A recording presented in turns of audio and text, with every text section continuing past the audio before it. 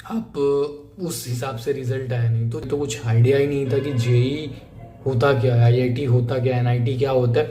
मुझे तो आईटीआई और आईआईटी सेम ही लगता था। होता ना यार, डिमोटिवेट हो जाते हो आप दिन रात। देखता हूँ कि सारे बच्चों के मतलब सिलेबस, किसी का आधा सिलेबस हो गया है, किसी के 3 चैप्टर्स कंप्लीट हो गए हैं, किसी के मतलब सबका सिलेबस बहुत आगे आया। ठीक है, जनवरी अटेम्प्ट में मैंने जनवरी में अटेम्प्ट दिया और कोई खास परसेंटाइल नहीं आई मेरी। नमस्कार सभी को, मेरा नाम अजय सिंह है और मैं NIT सूरत में फाइनल ईयर का छात्र हूँ। तो आज की इस वीडियो में मैं अपनी जर्नी के बारे में बताना चाहूँगा। स्कूल से लेके कॉलेज में मेरी जर्नी कैसे रही और साथ ही साथ मैंने कैसे अपने 3rd ईयर में अनअकैडमी क्रैक करा और फाइनल ईयर में फिजिक्स वाला क्रैक करा। और उसके साथ साथ अभी मैं कोटा में एक बड़ी कोचिंग इंस्टीट्यूट के साथ काम कर रहा हूँ। तो लाइक शुरू से शुरू करेंगे, ठीक है। लेकिन उससे पहले मैं बहुत धन्यवाद देना चाहूँगा पिकनिक स्टडी का, जिन्होंने ये माइक पे ज़िंदगी नमक एक इनिशिएटिव लिया है। और मैं धन्यवाद देना चाहूँगा पीयूष कुमार का, जिसने मुझे इनवाइट करा, जो कि एक IIT मद्रास का छात्र है। तो बहुत बहुत धन्यवाद।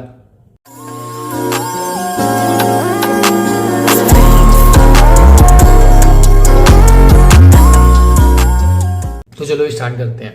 पहले मैं अपने स्कूल के बारे में बताना चाहूँगा कि कैसे मेरी स्कूलिंग रही, फिर उसके बाद कॉलेज, ठीक है।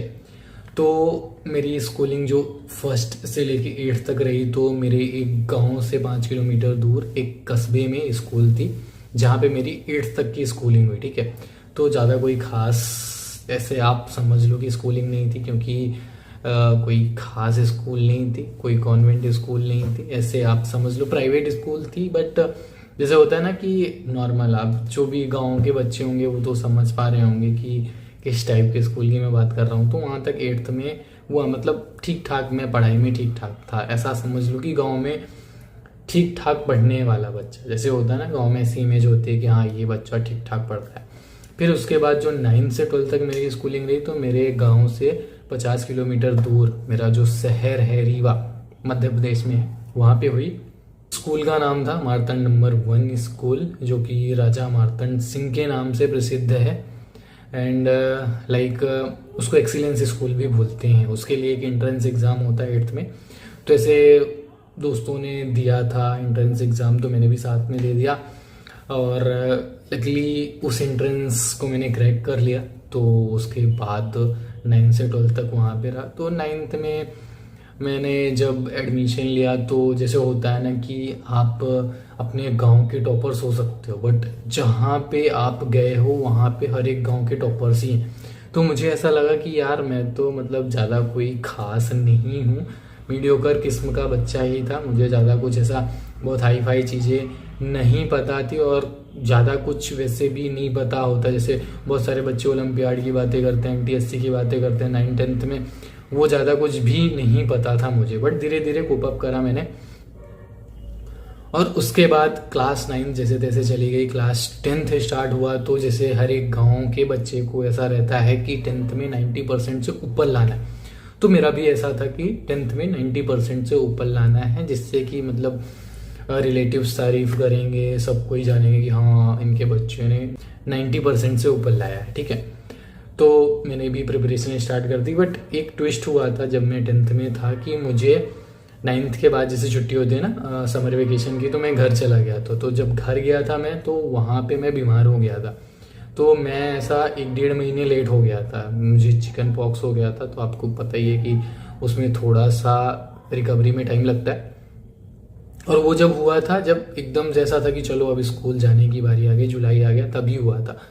तो वहाँ पे थोड़ा सा ट्विस्ट हुआ था। जैसे तैसे फिर मैंने अपनी थोड़ा स्पीड बढ़ाई और फिर उसके साथ कोप अप करा। एंड मैंने 10th में ज़्यादा कोई खास कोचिंग भी नहीं ली थी, मैथ्स की कोचिंग ली थी, वो भी 3-4 महीने, और खुद से ही कर रहा था मैं। और लकीली फिर ठीक ठाक परसेंट भी आ गए थे, 90+ ही आ गए थे, 92 पॉइंट समथिंग थे, मुझे भी भूल गया। तो ठीक है, तो वो 10th हुआ। फिर जैसे होता ना कि बच्चों को 11th से कोचिंग करनी है, IIT को कोचिंग करनी है, नीट की कोचिंग करनी है।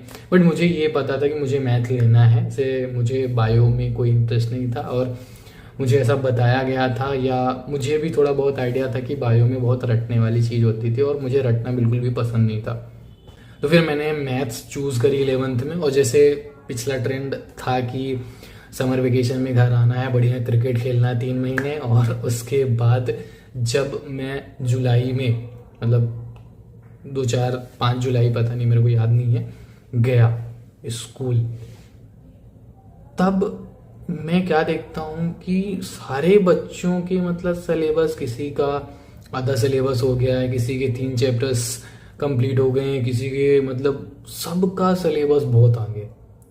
और मुझे जो फिजिक्स होती है 11th की, MLT, मास लेंथ टाइम, और फोर्स का कैसे लिखते हैं डायमेंशनल फॉर्मूला, वर्क का कैसे डायमेंशनल फॉर्मूला लिखते हैं, ये तक नहीं पता था। और मुझे ये समझने में लिटरली 1 महीने का टाइम लग गया था कि ये आता कैसे है। और इतनी गंदी हालत हुई मेरी 11th में, सही बता रहा हूँ, मैं कैसे तैसे करके पास हुआ था 11th में। और मैथ्स तो मुझे बिल्कुल भी, मतलब जैसे होता ना, एकदम रायता फैल गया था। और मैथ्स में कोचिंग भी नहीं ली थी मैंने 11th की, क्योंकि मुझे कोई टीचर ही नहीं मिला 11th में मैथ्स पढ़ाने वाला। तो जैसे तैसे मैथ्स निकली, 11th निकला। फिर मैंने एक चीज़ ठान ली थी कि 12th में मुझे अच्छे परसेंटेज लाना है। और जैसे मैंने पिछली बार गलती करी थी कि जुलाई में आया, आराम से स्टार्ट करा पढ़ने, वैसा नहीं, मैं सिर्फ 1-2 हफ्ते के लिए घर गया था। और 12 मार्च मुझे आज भी याद है, 12 मार्च से हमने कोचिंग स्टार्ट कर दी थी। तो मैं फिजिक्स, केमिस्ट्री, मैथमेटिक्स तीनों अलग अलग टीचर से पढ़ता था। अब आपको भी पता है बोर्ड्स के लिए अलग अलग ही पढ़ते हैं।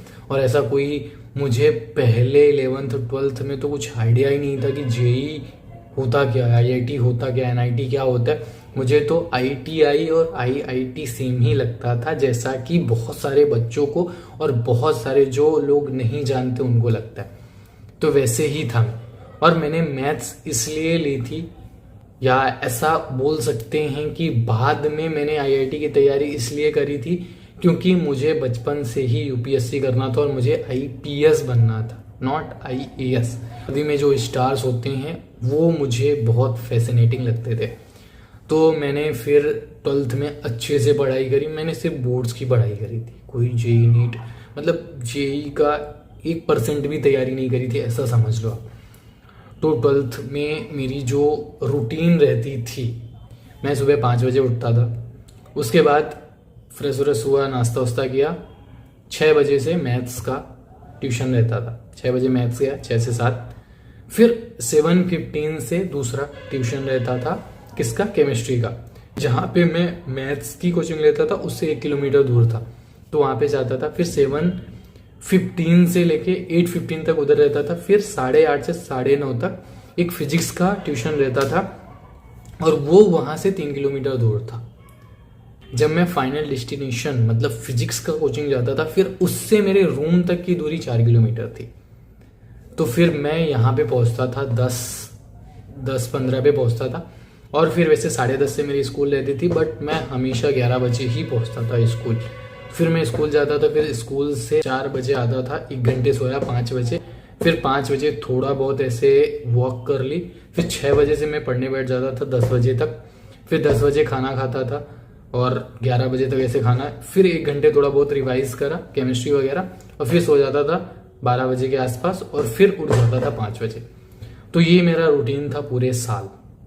और फिर एट द एंड मेरे जो बोर्ड में परसेंट आए थे वो 95 अराउंड आए थे, ठीक है।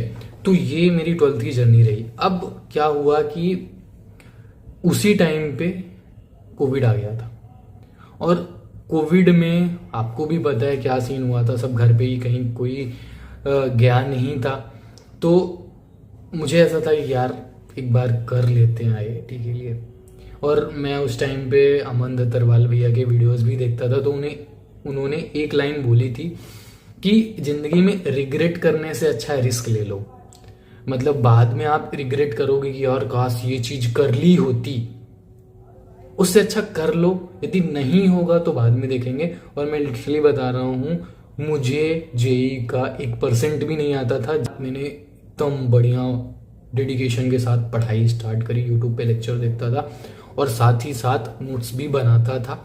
बट वही है कि जब मैं लेक्चर देख रहा था तो मुझे ऐसा लगा कि मुझे पहली बार चीज़ें क्लियर हो रही हैं।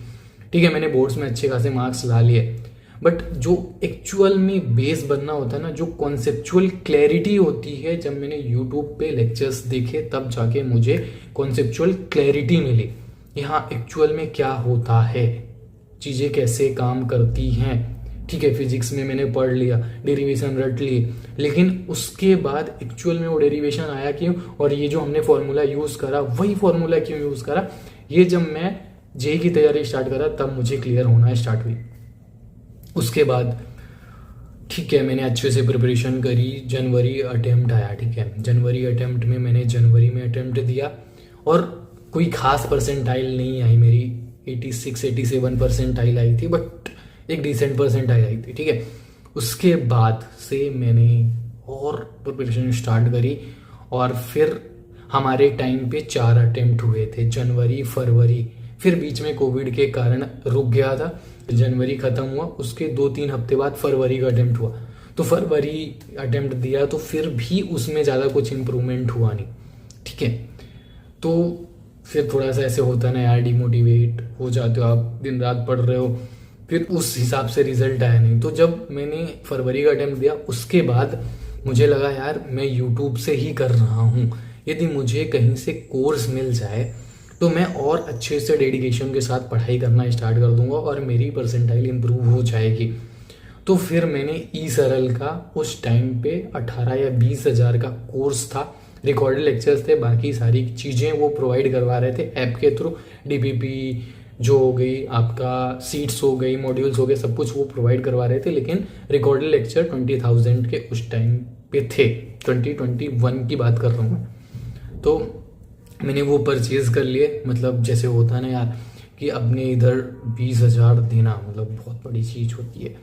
तो उस टाइम पे मतलब थे भी नहीं पैसे, और फिर मैंने जिद करा मम्मी पापा से कि आप नहीं कर रहे हो और मुझे पढ़ना है, कल को सिलेक्शन नहीं हुआ तो वो फिर 20,000 की ज़्यादा कोई वैल्यू रहेगी नहीं यदि मान लो सिलेक्शन हो जाता है। तो इसलिए फिर मम्मी पापा ने भी, और हमेशा ही सपोर्ट करा है मेरे माता पिता ने, मम्मी पापा ने। आप ऐसा कभी हुआ नहीं कि यदि मैं कुछ बोल रहा हूँ और उन्होंने सपोर्ट नहीं करा हो मुझे। तो फिर जैसे तैसे मैंने कोर्स कर ही लिया, फिर अच्छे से और अच्छे से डेडिकेशन के साथ स्ट्रक्चर्ड वे में पढ़ाई स्टार्ट करी, और ई सरल ने अच्छा खासा सपोर्ट करा, सही अच्छा खासा सपोर्ट करा उन्होंने। और फिर मतलब कोविड आ गया था, और उस टाइम पे मेरे फैमिली वालों में से सबको कोविड हो गया था, मतलब उतना भयंकर लेवल का नहीं हुआ था बट सिम्टम्स आ गए थे कोविड के। तो उस चक्कर में थोड़ा बहुत इधर उधर पढ़ाई हुई, फिर अटेम्प्ट दिए, फिर आखिरकार मतलब ठीक ठाक परसेंटाइल आ गई। तो उसके बाद ठीक ठाक रैंक भी आ गई। तो जब काउंसलिंग स्टार्ट हुई तो उस टाइम पे मतलब मुझे ऐसा था कि एडवांस के लिए पढ़ लेना चाहिए था, बट वही होता है कि हर एक बच्चे का यदि मेंस थोड़ा सा अच्छा चला जाता है तो वो फिर क्या देखने लगता है कि ये रैंक पे कौन सी कॉलेज मिलेगी, ये रैंक पे कौन सी कॉलेज बेटर है, या आपकी जो रैंक है उस पे सबसे बेस्ट कॉलेज कौन सी है।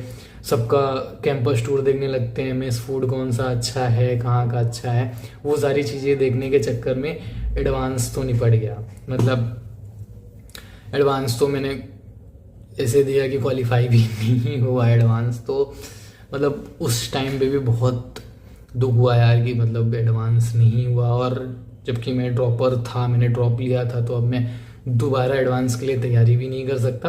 तो मुझे पता चल गया था कि जो मेरी रैंक है उसके हिसाब से जो बेस्ट कॉलेज है वो SVNIT मिलेगा मुझे, और जो मतलब परसेंटाइल है उसके हिसाब से यदि बेस्ट कॉलेज में बेस्ट ब्रांच देखी जाए तो वो इंटीग्रेटेड केमिस्ट्री मिल रही थी मुझे। बाकी यदि देखा जाए तो नॉर्थ ईस्ट और जो भी मतलब टॉप 10 के बाहर कॉलेजेस हैं उनमें जाने का कोई मतलब नहीं था। तो फिर मैंने वही ऑप्ट करा, और फिर वहाँ पे मेरी इंटीग्रेटेड केमिस्ट्री ब्रांच थी। तो उसके बाद फिर मुझे ऐसा था कि अब जितना पढ़ाई थी पढ़ लिया, अब मुझे पूरा एक्सप्लोर करना है कॉलेज। ठीक है, और मैं उस टाइम पे अमन भैया के बहुत सारे वीडियोस देखता था, बहुत सारे, और उन्होंने जो जो बताया वो सब एग्जीक्यूट किया मैंने, वो सब मैंने ट्राई करा। तो जब मैं कॉलेज आया, हमारा फर्स्ट सेमेस्टर ऑनलाइन था बिकॉज ऑफ कोविड, और बहुत जल्दी ख़त्म भी हो गया 3 महीने के अंतराल में। तो क्या होता है ना, जब पहली पहली बार आप कॉलेज आते हो तो ज़्यादा एक्साइटमेंट होती है कि भाई मतलब अच्छे अच्छे दोस्त बनाने हैं, सब कुछ घूमना है ये वो। बट वो हमारा फर्स्ट सेम में थोड़ा सा ऐसा हो गया ना कि मिल लिया यार, अभी ऑनलाइन में बहुत सारे लोगों से मिल भी लिया, और वहाँ पे ऑनलाइन में ग्रुप वगैरह भी बन गए थे, तो फिर नए ग्रुप बन नहीं पाए। हमने ट्राई करा बनाने का और कुछ बने भी, बट वही होता है कि जो पहले से ग्रुप्स बन जाते हैं कॉलेज में, वो फिर ट्राई करते हैं कि अपने ग्रुप्स में ही रहें। हमने तो कभी ऐसा बहुत स्पेसिफिक ग्रुप बनाया नहीं, हमारे सारे ही बहुत अच्छे दोस्त थे, और हमने कभी ये ग्रुप बाजी और वो सब में बिलीव भी नहीं करा, क्योंकि यार सपोज इन केस आपका ग्रुप बन गया और हो सकता है कि ग्रुप टूट भी जाए, तो फिर क्या करोगे आप, आपके पास तो फिर कोई नहीं रहेगा। इसलिए हमने ग्रुप बाजी में विश्वास नहीं करा और काफ़ी अच्छे अच्छे दोस्त बनाए। ठीक है, तो मैं फर्स्ट सेमेस्टर से स्टार्ट करता हूँ। मैं फर्स्ट सेमेस्टर में ऑनलाइन था, जो भी जैसे भी गया, आपको भी पता है, जो ऑनलाइन वाले थे उनको पता है कि कैसे एग्जाम्स वगैरह पास करते हैं, वो पास हो गए। ठीक है, सेकंड सेमेस्टर में हम लोग कॉलेज पहुंचे, और मुझे ऐसा था कि मुझे कॉलेज में हर एक चीज़ एक्सप्लोर करनी है, जो भी चीज़ कॉलेज में होती है, क्योंकि आप आईआईटी एनआईटी में जा रहे हो तो सबसे अच्छा बेनिफिट यही है कि आपको एक्सपोजर अच्छा मिलता है, और वो एक्सपोजर का यदि आप फ़ायदा नहीं उठा पाए, सिर्फ और सिर्फ पढ़ाई पढ़ाई पढ़ाई, प्रोजेक्ट ये वो सब, तो उसमें कोई फिर वो तो आप नॉर्मल कॉलेज में रह के भी कर सकते थे। तो मैंने ये करा, मैंने यूट्यूब स्टार्ट करा। ठीक है, मुझे ऐसा था कि मुझे यूट्यूबर बनना है और मुझे कम से कम 1 लाख सब्सक्राइबर तो करने ही हैं कॉलेज पास आउट होते होते। बट मुझे ये नहीं पता था कि उसके लिए आपको बहुत मेहनत करनी पड़ेगी, और साथ ही साथ बहुत सारी चीज़ें ऐसी होती हैं जो लक पे भी डिपेंड करती थी, और मुझे ज़्यादा कोई ऐसी स्किल भी नहीं आती थी। मैं एक गांव का बच्चा था, ना तो मुझसे अच्छे से बोलना आता था, ना तो मुझसे अच्छे से एडिटिंग करनी आती थी, ना तो मेरे पास अच्छा फ़ोन था, ना तो मेरे पास कोई अच्छा लैपटॉप था जिससे एडिट कर सके। बट मैंने अपने हिसाब से जितना हो सकता था मैंने ट्राई करा, और मतलब ऐसा बोल सकते हो कि आप ऐसा, मैं फ्लॉप यूट्यूबर हूँ, तो यूट्यूबर तो नहीं बन पाया। फिर उसके बाद सेकंड सेमेस्टर हुआ, और सेकंड सेमेस्टर जो स्टडी थी तो वो ठीक ठाक ही चल रही थी। बट वही होता है कि जब आप आईआईटी एनआईटी जाते हो, आपके मार्क्स हमेशा 90+, 95, 98 आ रहे हैं, 100 पे 100 आ रहे हैं। बट वहाँ पे जब आप जाते हो, तो पहली बार मुझे सेकंड सेमेस्टर में ऑर्गेनिक में 7 मार्क्स आए थे। ये मैंने अभी तक बताया नहीं है, बट 7 मार्क्स आए थे 30 में से, और यदि आपके 12 से कम नंबर आते हैं तो आपको फिर से एग्ज़ाम देना पड़ता। तो फिर मैंने एग्ज़ाम दिया, फिर अच्छे खासे ठीक ठाक मार्क्स आ गए। तो चलो मार्क्स की बातें नहीं करते, बाकी चीज़ें। तो फिर जब मैं फर्स्ट ईयर में ही था, तो मेरा एक दोस्त था, काफ़ी अच्छा दोस्त है अभी भी, शुभम सिंह। तो वो, उसको पता था, वो एक फिलो करके प्लेटफॉर्म होता है जहाँ पे आप एज अ ट्यूटर काम कर सकते हैं और बच्चों को ऑनलाइन पढ़ा सकते हैं। तो वहाँ पे मैंने देखा उसको, यार वो पढ़ा रहा है और ठीक ठाक दिन में 200-300 रुपये कमा लेता है। तो फिर मैंने उससे पूछा कैसे अप्लाई करा और कैसे हम कर सकते हैं। तो मैंने भी अप्लाई करा, और उसमें बहुत बार अप्लाई करा, मतलब आप समझ सकते हो 10-12 बार अप्लाई करा, तब जाके उसमें हुआ। फिर मैंने वहाँ पे सेकंड ईयर से, मतलब फर्स्ट ईयर में पूरा अप्लाई करा, नहीं हुआ, सेकंड ईयर में हुआ। तो सेकंड ईयर से फिलो ऐप पे पढ़ाना स्टार्ट करा, और कॉलेज भी जाना होता था। मेरी सुबह 8:30 बजे से 12:30 बजे तक कॉलेज रहती थी, फिर 2 बजे से 6 बजे तक कॉलेज रहती थी। ठीक है, वैसे मतलब सैटरडे संडे ऑफ रहता है, तो वहाँ पे आप काम कर सकते हो। तो ठीक है, वहाँ पे फिर रात में खाना पीना ये हो गया। फिर भी मैं ट्राई करता था कि मैं पढ़ा पाऊँ, तो मैं ट्राई करता था पढ़ाने का, और वहाँ पे मैंने ठीक ठाक एफर्ट मारा, और जो मैं फर्स्ट मंथ में वहाँ पे अर्निंग कर पाया था, आज भी मुझे याद है, 968 रुपीज़ और कुछ पैसे थे। उसमें से भी 10% TDS कट गया था, तो 968 रुपये महीने का। 1 महीने मैंने पढ़ाया था, मुझे 968 रुपये मिले थे। और वो जो खुशी थी, मतलब कि मैंने खुद के दम पे अर्निंग करी है, वो नेक्स्ट लेवल होती। चाहे आप भले 10 रुपये, 20 रुपये, 50 रुपये, 100 रुपये 1000 रुपये जितने भी कमाओ, वो जो खुशी है ना वो नेक्स्ट लेवल रहती है। तो फिर मैं मतलब मम्मी पापा को भी बताया कि हाँ मैंने ये कमाया है, तो ठीक है, मतलब उनको भी अच्छा लगा। उसके बाद फिर नेक्स्ट मंथ ऐसे 1500, उसके मतलब अब फिर बढ़ता रहा, ठीक है। और एक साथ साथ में एक और प्लेटफॉर्म था मेंटर मैच करके, वहाँ पे भी मैंने काम करा और वहाँ पे भी ठीक ठाक अर्निंग हो जाती थी। तो मैंने सेकंड ईयर इन्हीं प्लेटफॉर्म्स में काम करा, फिर आता थर्ड ईयर, ठीक है। तो थर्ड ईयर में मैंने मतलब लिंक्डइन के थ्रू अप्लाई करा आपका, वहाँ पे एक पोस्ट आया था अनअकैडमी का। आपको भी पता है कि लाइक जो भी वैकेंसीज आती हैं, और मैं ये बता दूं आप लोगों को कि लिंक्डइन काफ़ी पावरफुल मीडियम है किसी भी काम को ढूंढने के लिए। तो लिंक्डइन सारे बच्चे, जो भी बच्चे यदि देख रहे हैं तो वो यूज़ करो, आई रिकमेंड कि आप यूज़ करो लिंक्डइन जो भी है। तो वहाँ से मैंने करा, अप्लाई करा, उसमें डेमो वीडियोस वगैरह सबमिट करना था, एक टॉपिक पढ़ाने का भी था उसमें, और फिर उसका जो भी सिलेक्शन प्रोसेस हुआ। तो मेरे पास एक्सपीरियंस था क्योंकि मैंने फिलो और मेंटर मैच में पढ़ा रखा था, तो मुझे अनअकैडमी मिल गया, ठीक है। मैंने अनअकैडमी में 6 मंथ पढ़ाया, क्योंकि वो उस टाइम पे आपको भी पता है कि ऑनलाइन पढ़ा सकते थे वहाँ पे, और मैंने उनके प्लस बैच में भी पढ़ाया है, ठीक है।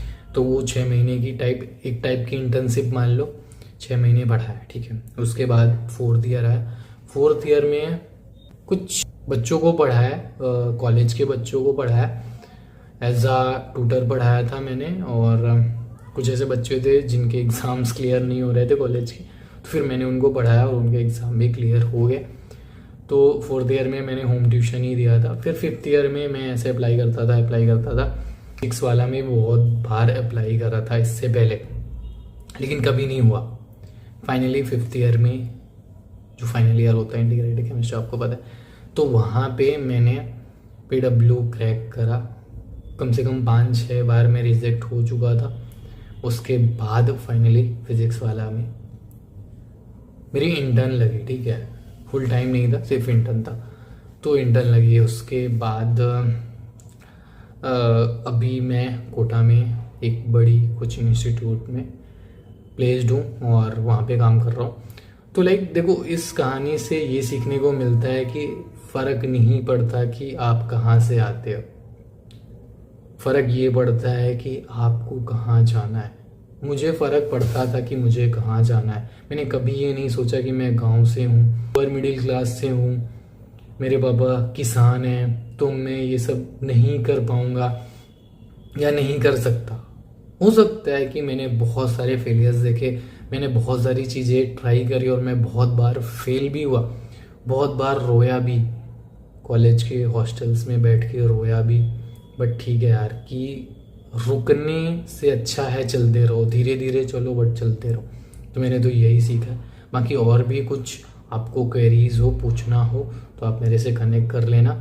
और भी बहुत सारी चीज़ें हैं जो कि एक वीडियो में कवर कर पाना थोड़ा सा मुश्किल है, और मुझे भी चीज़ें कुछ स्किप हो गई होंगी। तो डेफिनेटली हम ट्राई करेंगे कि एक पॉडकास्ट रखें और उसमें जो भी चीज़ें हैं वो क्लियर कर पाएँ, ठीक है। बहुत बहुत धन्यवाद। उम्मीद करता हूँ आप भी बहुत आगे जाओगे और बहुत अच्छी अच्छी चीज़ें करोगे अपने जीवन में।